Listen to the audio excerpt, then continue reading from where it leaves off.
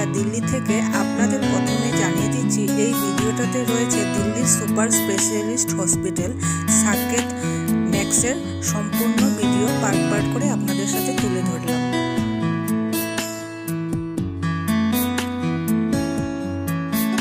নমস্কার বন্ধুরা, কেমন আছেন সবাই? আমার আরও একটা ব্লগে আপনাদের সবাইকে অনেক অনেক স্বাগত জানাই। আশা করছি বন্ধুরা আপনারা খুব ভালো আছেন আর সুস্থ আছেন, আর আমরাও খুব ভালো আছি আর সুস্থ আছি ঈশ্বরের কৃপায়। আপনারা সবাই আমাকে যেভাবে ভালোবাসা এবং স্নেহ দিয়ে যাচ্ছেন, আশা করছি এই ভিডিওটাতেও আপনারা সম্পূর্ণ দেখবেন এবং ভালোবাসা দিয়ে যাবেন। আশা করছি ভিডিওটা আপনাদের খুব ভালো লাগবে এবং খুব উপকারী একটা ভিডিও, তাই আপনাদের সাথে শেয়ার করলাম। ভিডিওটা স্কিপ না করে সম্পূর্ণ দেখবেন, অনুরোধ রইল। বন্ধুরা, আমার এই ভিডিও ক্লিপগুলি হচ্ছে মাসখানেক আগের। সময়ের অভাবে আমি ভয়েস দিতে পারিনি এবং এডিটিং করতে পারিনি। তো দেখো বন্ধুরা, আমরা সকাল সকাল ঘুম থেকে উঠে 8টার ভিতরে চলে এসেছিলাম ম্যাক্সে। ডক্টরের কাছে চেক আপ ছিল তাই দেখাতে। আমার প্রেগনেন্সির তখন 2nd ট্রাইমেস্টার চলছিল। তো আমার হাজব্যান্ড এসেই আগে বিলিংগুলি করিয়ে নিচ্ছিল কাউন্টারে, আর আমি কি করছিলাম, চারিদিকে একটু একটু করে ভিডিও ক্লিপগুলি নিয়ে নিচ্ছিলাম। যাই হোক, আমার ভিডিও ক্লিপগুলি নিতেও লজ্জা লাগছিল, চারিদিকে ভর্তি মানুষ ছিল আর কেমন জানি একটা লাগছিল। আবার ভাবছিলাম কোনো রকম রেস্ট্রিকশন আছে কি না, ভিডিও নিলে আবার কিছু বলবে কি না। তো বন্ধুরা, যাই হোক, আমি একটু একটু করে তো ভিডিও ক্লিপগুলো নিয়েই নিলাম, আর আমার হাজব্যান্ডও এদিকে বিলিং কমপ্লিট করে নিল। আর আমি আমার ভিডিও ক্লিপ একটু নিয়ে নিলাম, ক্যামেরাটা ঘুরিয়ে যতটুকু পারি। তারপর আমরা চলে গেলাম 2nd ফ্লোরে। 2nd ফ্লোরে ছিল আমাদের আল্ট্রাসাউন্ড হবে, তো 2nd ফ্লোরে আমাদের যেতে বলছিল, তাই আমরা 2nd ফ্লোরে চলে গেলাম। আর দেখো হসপিটালটা কত নিট অ্যান্ড ক্লিন, খুবই ভালো সুবিধা, এখানে খুব ভালো ফেসিলিটি, কোনো কিছুর অসুবিধা হয় না, আর খুব পরিষ্কার, একটু পরপর সব পরিষ্কার পরিচ্ছন্ন করে যায়। তো যাই হোক, আমরাও চলে আসলাম। এসে আমরা বসে আছি রুমের ভিতরে। তো আমাদের একটু পরেই নাম আছে, তো নাম ডাকা মাত্র আমরা চলে গেলাম। তো আমি বলে দিই, আমার যেটা আজকে আল্ট্রাসাউন্ড ছিল, এটা হচ্ছে আমার বেবির ফিটেল ইকো টেস্ট করানোর জন্য আমরা এসেছি। তো বন্ধুরা, ফাইনালি আমাদের বেবির ফিটেল ইকো টেস্ট হয়ে গেল আর রেজাল্টটাও পজিটিভ আসলো। তো ফিটেল ইকোটা হচ্ছে কি আমি বলে দিই, ফিটেল ইকোটা হচ্ছে বেবির হার্টে একটা হালকা স্পট একটা দেখা গেছে। তো ওটা নিয়ে খুব টেনশনে ছিলাম, তাই আমাদের ফিটেল ইকো টেস্ট দিয়েছিল করতে। তো ফিটেল ইকো করার পর ওরা বলল যে এটা কোনো চিন্তার কারণ নেই, এটা আস্তে আস্তে যত বড় হবে বেবি, ফিটেল ইকো এটা স্পটটা চলে যাবে। তাই একটু নিশ্চিন্ত হলাম। আর দেখো বাইরে কি সুন্দর পিয়ানো বাজছিল।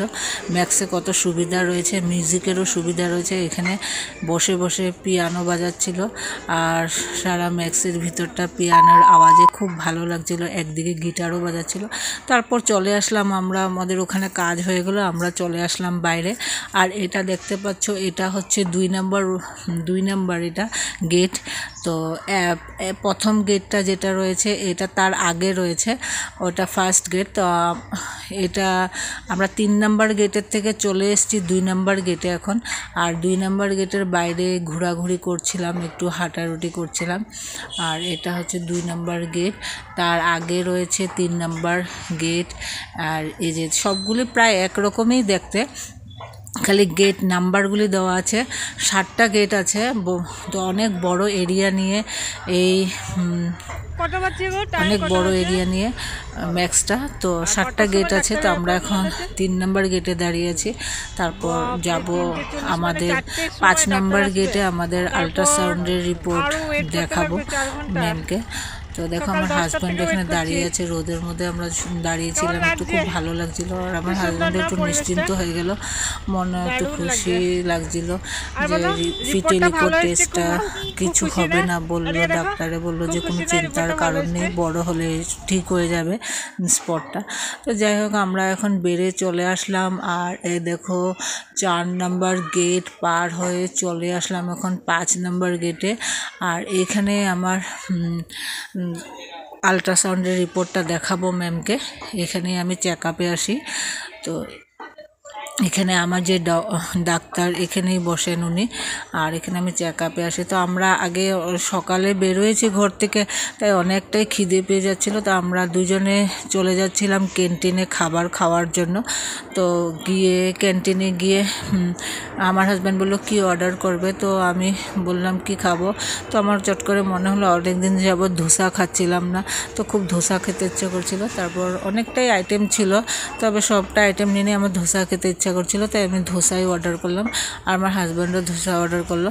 তো একটা ধোসা খেয়ে পেট ভরে গেল, খুব ভারী ছিল ধোসাটা।